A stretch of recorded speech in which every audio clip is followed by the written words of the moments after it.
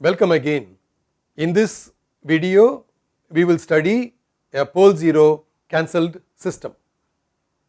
We will compare it with an uncancelled system. We will also show how to diagonalize to calculate a to the power k, where a is a matrix. Suppose we try to stabilize a system with cancellation. Here is my plant that is unstable. It has a pole at -2 outside the unit circle, and I put a controller, for example, with a 0 exactly at the same location. Can I just put these two together and hope that it works?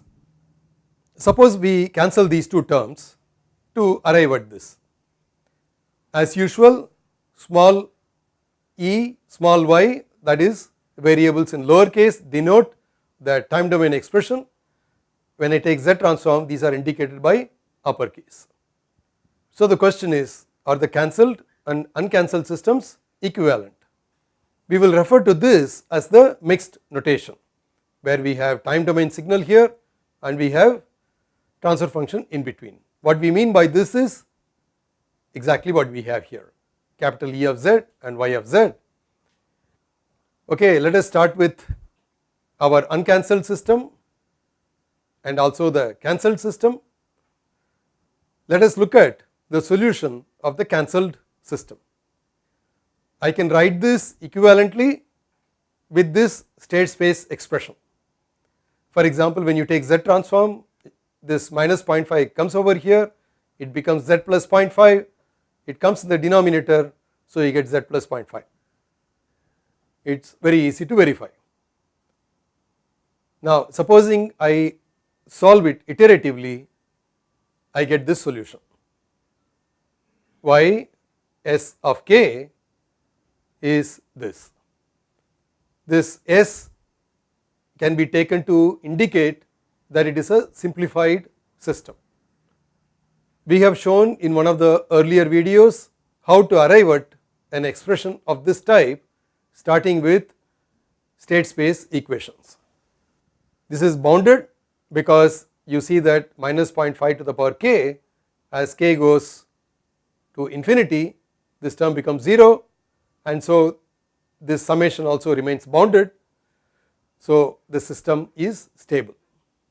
What happens if there is no cancellation? Let us take the first block. The states corresponding to these are indicated by x1. There is only one state, I write it as x1. It is easy to verify that from here you will get this. Take the transform of this and verify that you get this. Second block is similar to what we had seen earlier, we get this expression. Now let us substitute for uk from here. So x2 of k plus 1 equals minus 2x2 of k. In the place of uk I put x1 of k plus e of k. So let us write x1 of k plus 1 in the matrix form.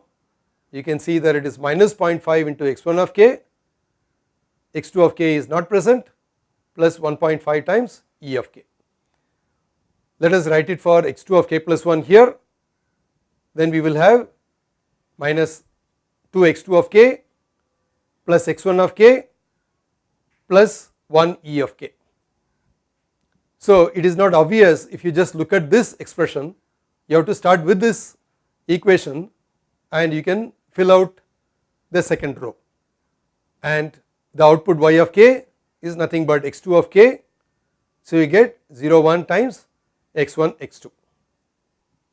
So this is the state space equivalent for this system when we do not cancel the unstable pole with a 0. So let us start with that state space expression. This can also be written, the solution y of k can also be written like this. Once again, this was shown in one of the earlier videos. We can show that this is equivalent to, remember that we have a matrix to the power k in the first term and also in the summation term. We can show that this matrix to the power k can be simplified and so on, and so this whole thing can be written as follows. We have minus 0.5 to the power k and minus 2 to the power k and so on. Similarly here we have minus 0.5 to the power m.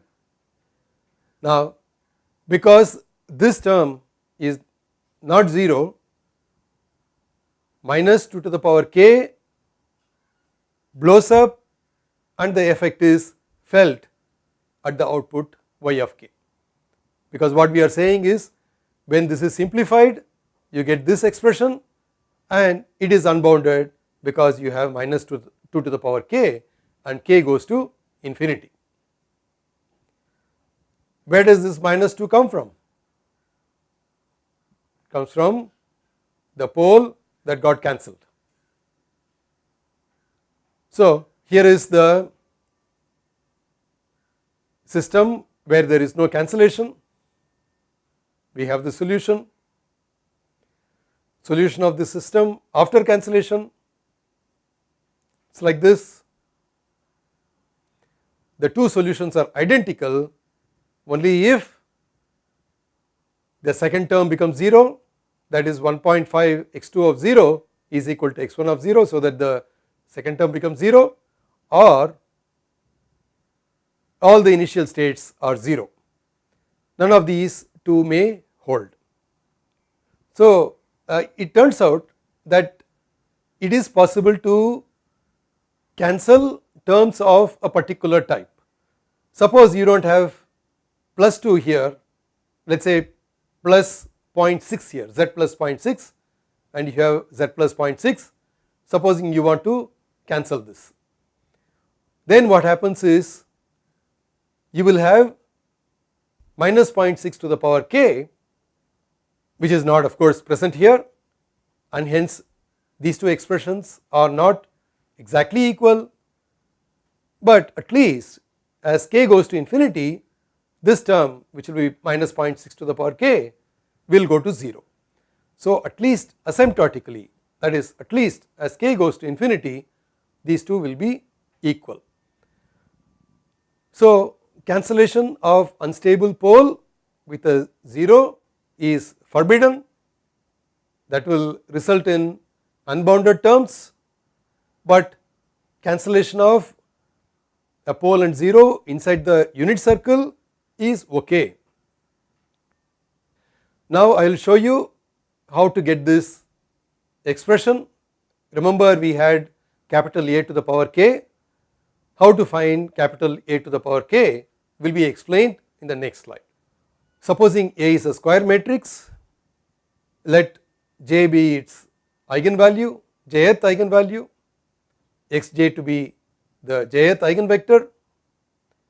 So let us write the equations. Ax1 equals lambda 1 x1 and so on all the way up to lambda n xn. Now let us stack these side by side, so you get this. You should just multiply and verify that these two expressions are identical. Now I can write this as As equals S lambda.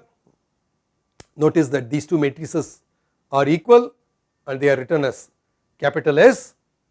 A into S equals S into capital lambda, which is nothing but a diagonal matrix of the eigenvalues. Let us suppose that the eigenvectors are independent. As a result, S inverse exists.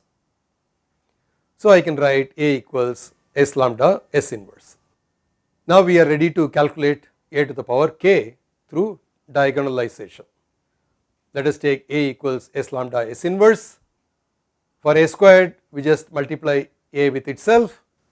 Notice that S inverse and S will cancel each other. I get S lambda squared S inverse. What about A cube? Once again multiply by A, this S inverse will cancel this S, so we get S cube. So we get S into lambda cube S inverse. So if you have A, you have lambda to the power 1, if you have power 2, you have power 2 here.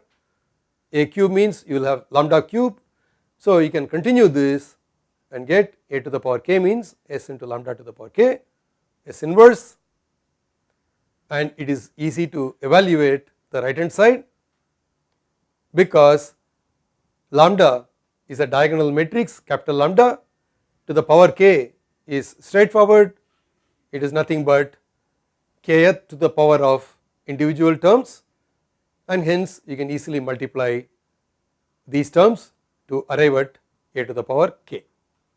If you do this, you will get the expression that we had arrived at earlier. With this, we have come to the end of this presentation.